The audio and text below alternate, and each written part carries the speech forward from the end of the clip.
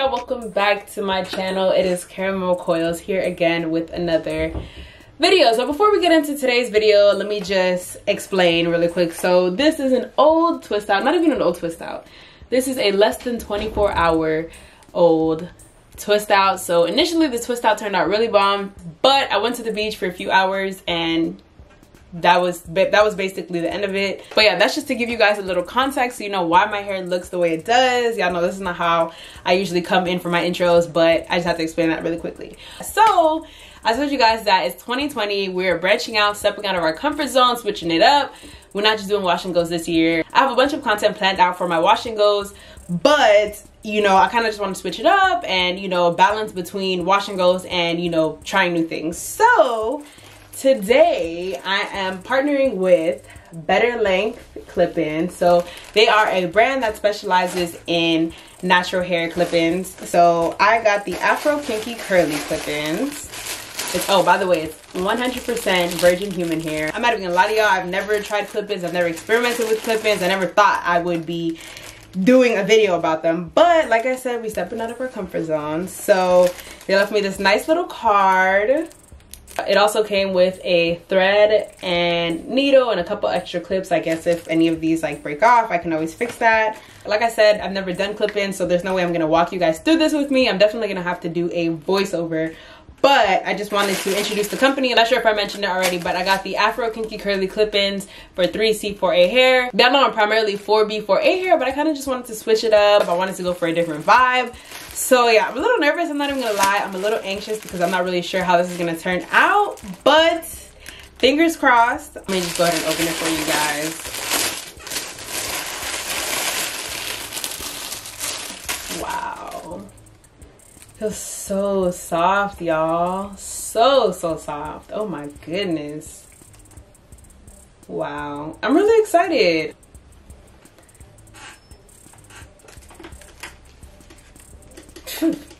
I mean, y'all know I'm not used to clip-ins, so I don't really know how they're supposed to smell. I mean, I guess you could say it smells like hair. It just doesn't smell like my hair, that's all. But anywho, as you guys can see, this is not my hair color, so I'm also going to be experimenting with some color. A lot of people have asked me what my hair color is, and as most of you guys may know, this is my natural hair color. So I am going to attempt to achieve this hair color. I bought a couple. You guys will see all that in the video. So let's jump right into it. So you guys, to start off, I'm going in with this Dark and Lovely Honey Blonde box dye. When I tell y'all this is my third attempt at trying to lighten these clip-ins, I'm not even gonna lie, it has been a challenge. If you have significantly lighter hair than myself, then I'd probably recommend bleaching the hair because developer and, you know, permanent hair dye is just not gonna cut it. I'm a cosmetologist, but I did do some research. I did speak to a few people that are experienced and knowledgeable. I don't know why I had such a hard time trying to dye them, but my last resort was just to go really light with a box dye and see if maybe I make some type of progress, and I can always just rinse it out if it starts getting too light. So that was the plan. Right now I'm just mixing the developer and hair dye that came in the box and just applying that to the clip-ins, making sure to saturate them. You guys can see here, the hair looks a little brown here. I'm not gonna lie, but it's the ring light. Trust me, the hair was really dark. I'm sure you guys saw in the beginning of the video how dark the hair was. And like I said, I'm just going in and making sure that I'm evenly distributing the hair dye on each clip-in or each weft, making sure that they're saturated and drenched and all that fun stuff, because like I said, y'all, this is my third attempt, so I'm really just over it at this point. I don't really know how box dye affects hair, so I just wanted to make sure that I was following the instructions. I went in with the deep conditioner that came with the hair dye and applied that to the hair, detangled the hair. Once I did that, I went ahead and let the hair dry, and then the next day I went in and shampooed the hair, washed the hair, conditioned the hair, all that fun stuff. Just because, I mean, I guess I could have shampooed it that same day, but I was just scared, honestly. Like, I didn't want to risk somehow, you know, rinsing the dye out of the hair. I don't know, that probably doesn't happen, but like I said, I was just over the whole hair dyeing thing. So now that the hair is nice and clean, I'm going in with the Aussie Miracle 3-minute Miracle Moist Conditioner and detangling the hair. Just like with your natural hair, you want to make sure you start off from the tips and work your way up, because you want to be really careful that you're not, you know, ripping out too much of the hair.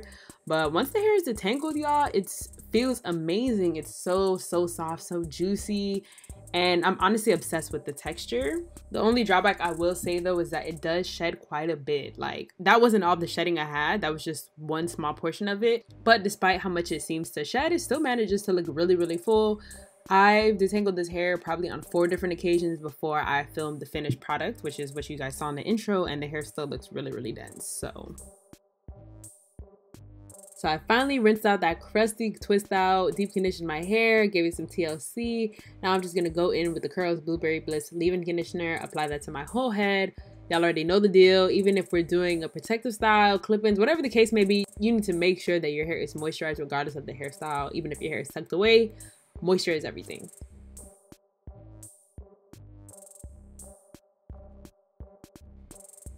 Once I finished applying my leave-in conditioner, I went ahead and just parted my hair for the whole half up, half down style. You want to make sure that it's, for the most part, pretty even. It doesn't have to be perfect. As you can see, mine is not perfect at all, but it's pretty even for the most part. So I just went ahead and tucked that away. And now this back part of my hair, I'm not gonna flat twist it. Not only are my twist outs trash, but I cannot flat twist, I can't comb roll, I can't do any of that. So I had to have Michelle help me out. You don't have to flat twist it, but y'all know I have a lot of hair and it's really thick and dense. I wanted the back of my head to be as flat as possible. So now I am just going in and pinning the bottom of the twist up so that, you know, I don't have anything hanging. I'm trying to get the back of my head, like I said, as flat as possible. Now I'm gonna tackle the front part of my hair, just reapplying water. Gonna go in with some more product just to make sure that it's nice and hydrated. I want this part of my hair to look nice and sleek and wavy, and the only way for me to get a sleek and wavy look is if I moisturize my hair. So I'm going in with my Curls RS Unleashed Does It All Smoothie Styler, applying that around the top of my head, and then going in with my Olive Oil Eco Styler Gel to slick and hold everything in place. And like I said, I really want this part of my hair to be smooth and wavy, and in order to do that, I have to really gel it down and slick it back. And I honestly think this is a major component to this hairstyle because, you know, the clip-ins have a nice, really soft texture. You don't want the top of your hair to be crusty, dry, needing moisture and all of that. You know, you want it to blend. You want it to look as natural as possible. So I went ahead and did that. Now I'm just making a nice tiny little bun at the top of my head, and then I'm going in to lay my edges. I already have an edge tutorial on my channel for those who may be curious to see how I do my edges in a more detailed, thorough manner. And of course, once you style your edges, you want to make sure you lay them and hold them in place. You don't want your hair to be laid for the first, 10 minutes, and then, the rest of the evening or the rest of the day, your hair is a frizzy mess. So now that that's laid, I'm going to go in with my clip-ins. So the clip-ins come in 2s, 3s, 4s, and 5s as far as how many clips are on each weft. So you get 4 wefts with 2 clips and only 2 of the others. I start off with the weft with only 3 clips just because that's what would fit that part of my head. This part is pretty self-explanatory. You kind of just got to tailor it to your head shape and your head size, but this is what worked for me. One thing you want to make sure of is that you're not installing the clip-in straight across your head. You want to do it in like a curved shape. So you want the ends of the clip-ins to be higher than the back, if that makes sense. It just makes it a lot easier to hide the wefts and hide the tracks. I mean, you guys will see once I turn around, but also once I finish installing them at the back, you'll see there's going to be one small track that I just have to worry about hiding versus one really long one, if that makes sense.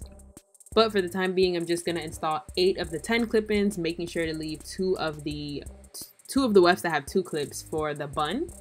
I want the back of my hair to be as full as possible, hence why I'm using 8 of them. You probably, if your head is not as big as mine and you don't want yours to be as full, then of course you don't have to use so much, but my hair is naturally full, so I'd be crazy if I didn't want my clip-ins to be full. You guys can also see that I'm not really installing them perfectly. One thing I noticed about these clip-ins is even if you don't clip even if you don't snap close every clip on the weft, you'll still be good. Like, they're so secured, not going anywhere. Like, let's say you have a weft with 5 clips and you only decide to close 2 of them or 3 of them, you'll be fine. Okay, so this is a major key. I'm sure you guys noticed that I'm not going to be using any leave out to cover the track. So you want to make sure that you place that last track as close to the bun as possible. And this is a little risky, I'm not going to lie. So we're just going to try and hide that track by grabbing a piece of hair from each end of that last weft and wrapping it around the bun. As you guys can see in the front here, like, it's pretty much not noticeable anymore. And then when we go in with these clip-ins for the bun, it's going to go ahead and hide the back part of the track. So this part is pretty self-explanatory. I'm not going to try and find the words for this. You guys can just see I'm adding the clip-in to the front of the bun and adding the last clip-in to the back of the bun. And these are the clip-ins, or these are the wefts with 2 clips. So once I've done that, I'm just going to like fluff that piece out a bit. Again, like I said, I want the bun to be like a decent size so I can cover that track in the back. And you really just have to play with it until you like it. I had to play with it off camera and get really close in the mirror to make sure I was hiding the tracks, but you guys get the gist of what I'm doing. Or you can always just have leave out, but I prefer this hairstyle. I like this for more of like a protective style. I don't want to have to be worried about, you know, the humidity getting to my natural hair and wondering if whether or not it's blending. Once I style my hair, I want that to be it. I'm not trying to be checking in the mirror, making sure that my hair is blending and all that fun stuff. So after playing with it for a bit off camera, I was able to pretty much hide the track. It was really just one track that I was hiding, and you guys can see if you really are all up in there, you can notice it, but for the most part, it's pretty hidden. That might be a little ghetto, I don't know. I've never done clip-ins before, so I don't know if that's ghetto or not, but it worked for me. I like it. It's pretty seamless in my opinion. The only way you can really notice it is if you're breathing down my scalp, and nobody's gonna be that close to me, so that's that. Overall though, I just think this is a nice, fun, easy to achieve hairstyle. You know, you don't need to go to a hairstylist, you don't need to book an appointment. You can always just take them out for bed, then reinstall them again in the morning. It takes no time at all. I really do love the quality of these clip-ins. I forgot to mention, so initially I didn't put any product in the hair. After I shampooed and detangled my hair, I didn't put any product in it. And I did like how it looked, but it just didn't last. It got really frizzy, really matted fast. So you do want to take care of it like your natural hair. But once you condition it, detangle it all over again, put some product in it, it's literally like brand new. So I think that's all I have to say about these clip-ins. I hope you guys found this video helpful. I hope I have encouraged some of you guys to step out your comfort zone and experiment with clip-ins. And if y'all do, make sure to check out Better Length and use my code. Bye, y'all.